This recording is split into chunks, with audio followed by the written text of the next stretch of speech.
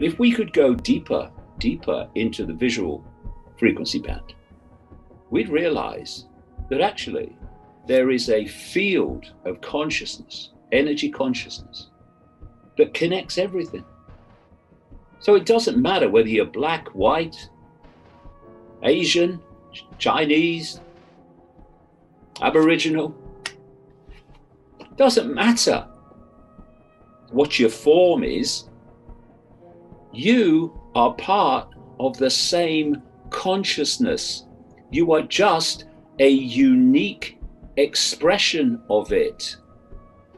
And that perception that we're all connected immediately starts dropping the fault lines the cult is desperate to perpetuate, so that different versions of form can be played off against each other, where you take groups and you play them off against each other, when those groups are made up of individuals, and those individuals are all part of the same consciousness ultimately.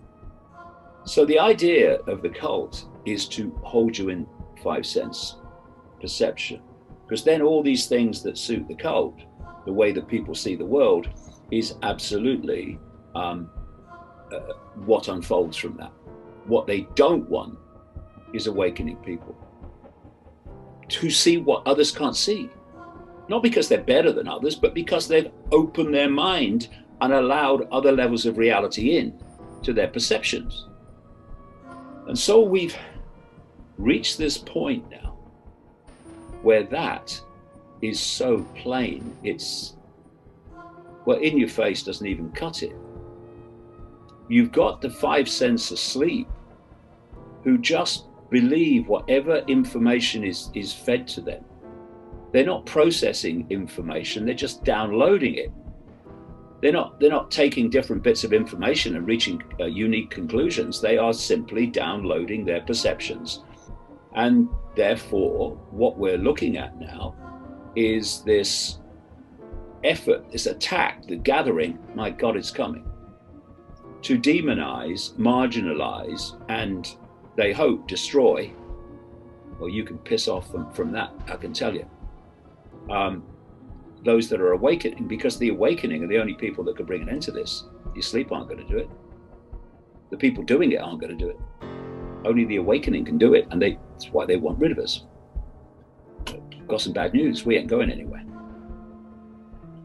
So what is the force behind all this that's isolating, as best it can, its target population in the five senses? Well, as I've kind of researched this over the decades, you find common themes. This is what consciousness does when it gets out of the five senses. It's looking for patterns. See, the five senses will only see dots, because that's the way it decodes reality. When you get into consciousness, levels of consciousness outside the five senses, then the dots become patterns, they become pictures, and you start to see connections that you couldn't see before. And so what is it that is behind this myopia that humanity has been succumbing to all the way through pretty much known human history, certainly in the West, more than anywhere? Well, as I, like I say, started researching this and going around and looking at the different cultures and their cultural histories and their cultural stories and their accounts and their legends, you find extraordinary connections. You connect the dots between them because the common themes are obvious.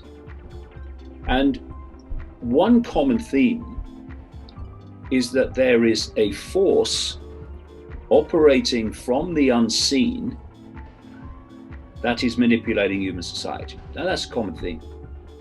And people say, well, if it's happening, why can't I see it? Well, the answer to that is you can see next to bugger all, mate.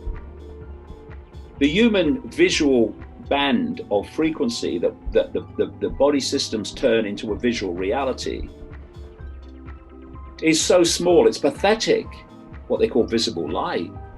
Tiny. Humans are basically blind to the greater reality. To see a tiny band of frequency, that's not an accident either. If you want to control a population, do you want them to see expanded reality, or do you want to see them a tiny band of reality that gives them basically no fix on who they are, where they are, and what's going on?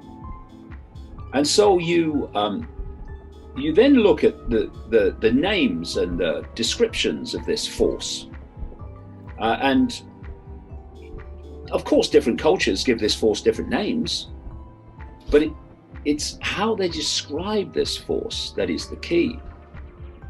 What are the common themes that they use different names for? And the common themes are very compelling. And Wetiko, like these other expressions of this force, is a deeply inverted, chaotic, distorted state of consciousness.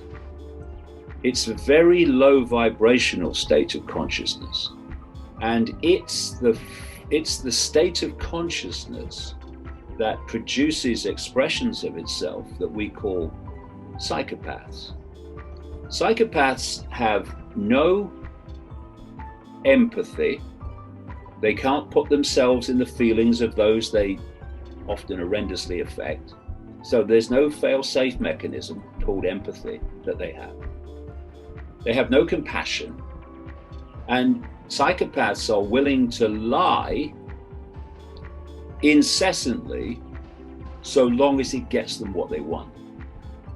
Now, they are the traits of this state of consciousness that the Cree call Wetiko. And they are the traits of the global cult. Why won't they question anything? You know, the awakening people are saying it all the time. It's so obvious. Why can't they see it? No amount of evidence that you put before the asleep will they respond to, see, or be able to process. Why can't they see it? Because they too have been Wetiko'd. They've been brought into low vibrational states of consciousness, which is what Wetiko is, and an attachment has been allowed to take place. And thus Wetiko is now thinking for them. Their perceptions are not their own, they're Wetiko. And does Wetiko want that which it psychologically influences to question what it's doing? Of course not. But if you were attached to Wetiko, how would Wetiko influence you in responding to people who were questioning what Wetiko doesn't want questioned because it's its agenda for total human control? So what you're looking at with this division that's so clearly and blatantly going on are the Wetiko asleep, who are just buying everything, and the awakening, who as they awaken from the sleep, that awakening, that change in the dynamic of perception changes the frequency that they operate on. As their mind opens, so their frequency rises as they access more and more consciousness. And thus what happens is their frequency rises beyond the frequency clutches of Wetiko. And suddenly they become freer and freer and freer of that Wetiko perceptual influence. And they start to see clearly and ever more clearly what the hell is going on. This is what the awakening is. It's the awakening from the clutches of Wetiko, which is basically the world of the five senses and the immediate subconscious that feed in to the five senses.